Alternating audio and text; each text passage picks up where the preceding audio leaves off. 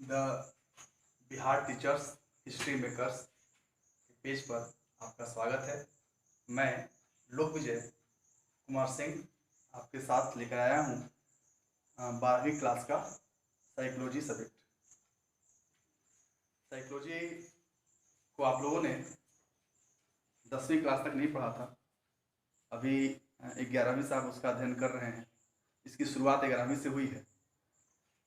हम लोगों का प्रयास है कि अभी लॉकडाउन की स्थिति में जो बच्चे घर में हैं, जो घर से बाहर नहीं जा पा रहे हैं, शिक्षण संस्थाएं बंद हैं, तो आप घर में रह करके भी अपने मोबाइल फ़ोन के माध्यम से अपनी पढ़ाई को पूरा कर सकते हैं। हम लोग पूरा भरपूर प्रयास करेंगे कि बिहार के विद्यार्थियों को किसी प्रकार की कोई दिक्कत नहीं हो उनको पाठ्यक्रम को पूरा करने में। तो आइए हम शुरू करते हैं कि 12वीं क्लास में साइकोलॉजी में क्या पढ़ना है, कैसे पढ़ना है।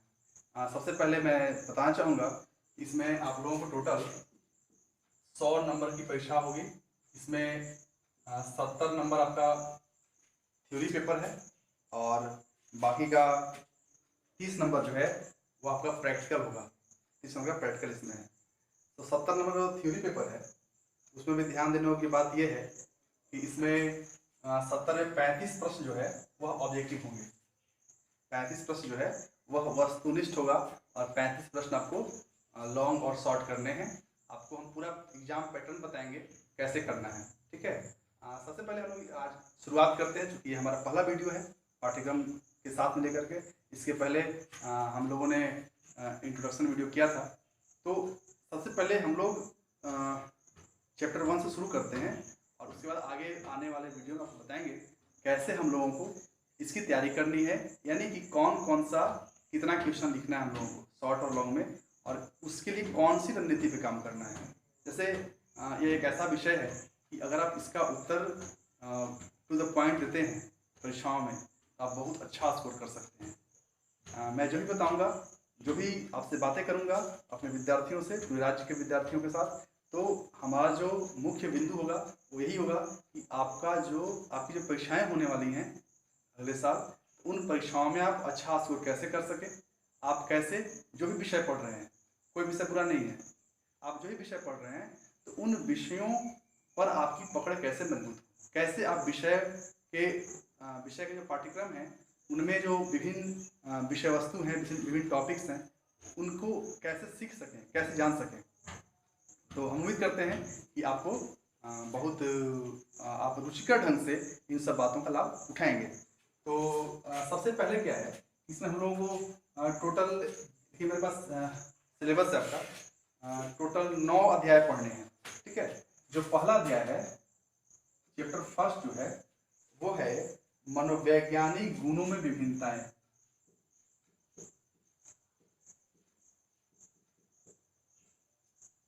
मनोवैज्ञानिक गुणों में विभिन्नताएं।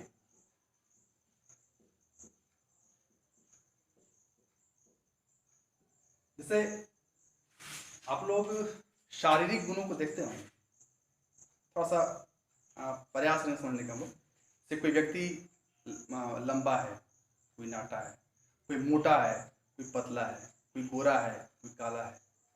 तो इस तरह के जो शारीरिक गुण है जो हमको दिखता है, हम उनको अपनी नग्न आंखों से देख सकते हैं, ये शारीरिक गुण है। लेकिन कुछ गुण ऐसे हैं व्यक्ति के अंदर जिन्हें हम अपनी नग्न आंखों से नहीं देख सकते। जैसे मान लीजिए कोई व्यक्ति दिखने में बड़ा सिंपल दिखता है, दुबला पतला छोटा सा, मगर उस व्यक्ति के कौन कौन से मनोवैज्ञानिक गुण उसके पास हैं, उसके अंदर है, इसका ज्ञान हम लोगों को नहीं हो पाता। तो यहाँ पे हम लोग जब ये पाठ पढ़ेंगे, जानेंगे, सीखेंगे, तो हम लोग ये बात जानने में सक्षम हो जाएंगे कि व्यक्ति के अंदर कौन कौन से ऐसे मनोवैज्ञानिक गुण हैं जो उसे दूसरे लोगों से अलग करता है, ठीक है। तो मनोवैज्ञानिक गुणों में विभिन्नता का होता है अंतर, और मनोवैज्ञानिक गुण का मतलब होता है वैसे गुण जिसको हम अपनी आंखों से देख नहीं सकते हैं, मगर व्यक्ति के पर्सनालिटी में वे गुण हैं और उसका निश्चित रूप से प्रभाव व्यक्ति के व्यवहारों पर पड़ता है। व्यक्ति उन गुणों के आधार पर अपने समाज के साथ, अपने परिस्थितियों के साथ समायोजन करता है। आइए जानते हैं वैसे कौन कौन से गुण हैं। सबसे पहला है कि विभिन्नता का आधार क्या है। अगर बच्चे आप हमारे वीडियो को देख रहे हैं, वीडियो अच्छा लग रहा है, आप चाहें तो इन टॉपिक्स को आप नोट कर सकते हैं। विभिन्नता के आधार क्या है?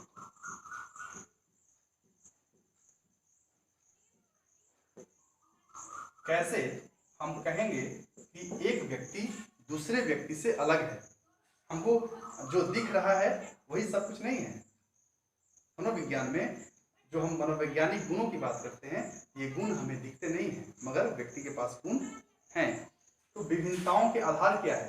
सबसे पहला आधार है बुद्धि। बुद्धि बुद्धि क्या है?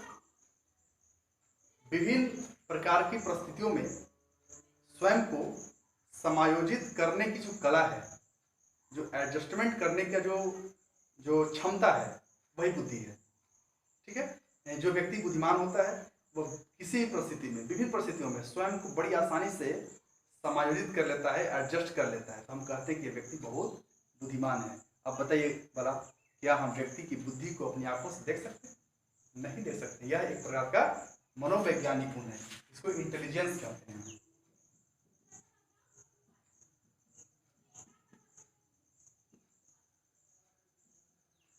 इंटेलिजेंस। दूसरा है अभिक्षमता।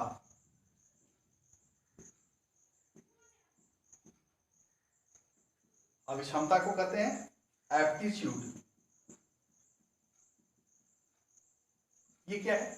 एप्टीट्यूड का होता है कि व्यक्ति के अंदर कौशल को अर्जन करने की क्षमता क्या है। हर व्यक्ति हर काम नहीं कर सकता है, या हर व्यक्ति हर काम में स्वयं को संतुष्ट नहीं कर सकता है, लेकिन हर व्यक्ति में कुछ न कुछ खास होता है, कुछ खास करने की संभावनाएं होती हैं। तो व्यक्ति की अभिक्षमता का अर्थ हुआ कि व्यक्ति को कौन से कार्य करने की संभावना है, यानी किस प्रकार के कौशल को अर्जित करने की संभावना है। ठीक है। और मान लो किसी व्यक्ति को टीचिंग में इंटरेस्ट है, अब उसको आप किसी दूसरे काम इंडस्ट्री में लगा दो, तो वह व्यक्ति अपनी क्षमताओं का भरपूर उपयोग नहीं कर पाएगा, वह व्यक्ति संतुष्ट नहीं हो पाएगा। ठीक है। तो अभिक्षमता का होता है कौशल को अर्जन करने की संभावना, कौन से कौशल को अर्जित करने की संभावना व्यक्ति के अंदर है। यह भी एक प्रकार का मनोवैज्ञानिक गुण है। तीसरा है अभिरुचि।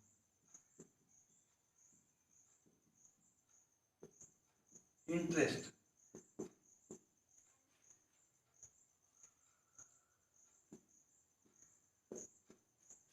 जैसे किसी खास चीज को पसंद करने की जो व्यवहार है, पसंद करने का व्यवहार है, उसको इंटरेस्ट कहते हैं। अलग अलग व्यक्तियों का इंटरेस्ट जो है, अभिरुचि जो है, वह अलग अलग विषयों या अलग अलग क्षेत्रों में होती है। यानी इसका अर्थ, अभिरुचि का अर्थ क्या हुआ? किसी खास चीज को पसंद करने का व्यवहार। ठीक है। वह व्यक्ति किसी खास चीज पसंद या नापसंद करता है, इसको हम अभिरुचि कहते हैं। यह भी एक प्रकार का मनोवैज्ञानिक गुण है, इसे भी हम अपनी नग्न आंखों से देख नहीं सकते हैं, लेकिन मनोविज्ञान में कुछ ऐसी विधियां हैं जिनके आधार पर हम इन मनोवैज्ञानिक गुणों का आकलन निश्चित रूप से कर सकते हैं। चौथा है सृजनात्मकता।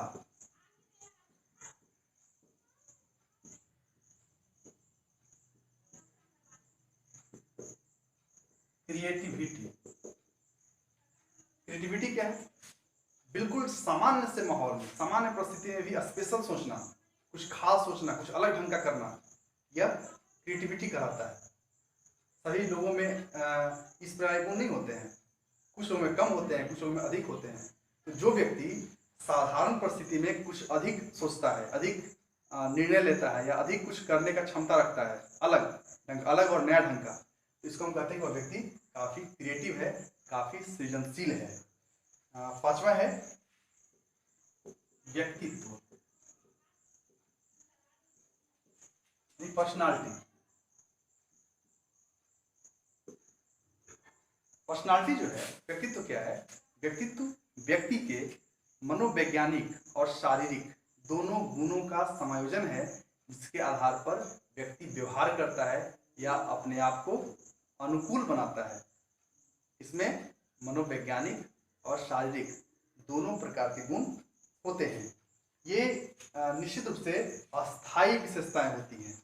जो व्यक्तित्व की विशेषताएं हैं वो अस्थायी होती हैं। हम लोग आय के अध्याय में इसके बारे में पढ़ना है, हम लोगों को पढ़ेंगे।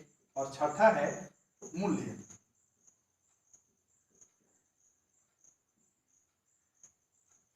वैल्यू, व्यक्ति कोई काम कर रहा है तो किन आदर्शों के साथ काम कर रहा है। हो सकता है कि एक व्यक्ति है जिसके लिए कहीं कोई अनैतिक कार्य करना, असंवैधानिक, असामाजिक कार्य करना गलत नहीं है। चोरी करना उसके लिए गलत नहीं हो सकता है। उसका जो मन जो है वह अलाउ कर रहा है कि आप ये काम करो, उसमें कोई बुराई नहीं है, हो सकता है। एक व्यक्ति जो है जो इन व्यवहारों को उचित नहीं मानता है, उसने एक आदर्श तय कर रखा है कि नहीं, मुझे ये काम नहीं करना है, यह काम गलत है, यह काम अनैतिक है, असामाजिक है या असंवैधानिक है, मुझे ये काम नहीं करना है। तो जो व्यक्ति अब एक मूल्य को मानकर एक काम करता है, उसको हम कहते हैं कि यह व्यक्ति आदर्शवादी है, यानी कि यह व्यक्ति कोई गलत काम नहीं कर सकता है। यह एक प्रकार का मनोवैज्ञानिक गुण है व्यक्ति के अंदर।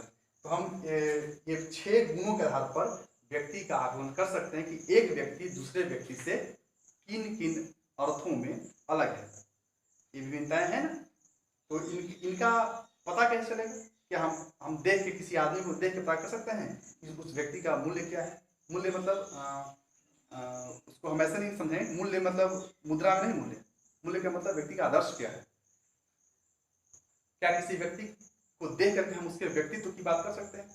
नहीं कर सकते हैं। यहाँ व्यक्तित्व का अर्थ सिर्फ ऊपरी ढांचा नहीं है, व्यक्ति कैसा दिखता है यह व्यक्तित्व नहीं है। मनोविज्ञान में व्यक्तित्व जो है वह शारीरिक और मानसिक गुणों का एक संगठन है। हम व्यक्ति को देख के यह नहीं कर सकते वह व्यक्ति कितना क्रियाशील है, कितना सृजनशील है, कितना क्रिएटिव है, हम नहीं कर सकते हैं, कहना मुश्किल है। अभिरुचि, अभिक्षमता या बुद्धि को हम व्यक्ति को देख करके पता नहीं लगा सकते हैं, लेकिन मनोविज्ञान में कई ऐसी विधियां हैं जिसके आधार पर हम इन मनोवैज्ञानिक गुणों का अध्ययन कर सकते हैं, इनका आकलन कर सकते हैं, इनका मापन कर सकते हैं। बुद्धि का मापन कर सकते हैं, अभिक्षमता का मापन कर सकते हैं, या अन्य जो विभिन्नताओं के जो आधार हैं इनका मापन कर सकते हैं। अगले वीडियो में हम लोग जानेंगे इन विभिन्नताओं का जो आधार है इनका मापन कैसे करना है, यानी किन किन विधियों से करना है। आज इस वीडियो में अभी तत्काल इतना ही। धन्यवाद।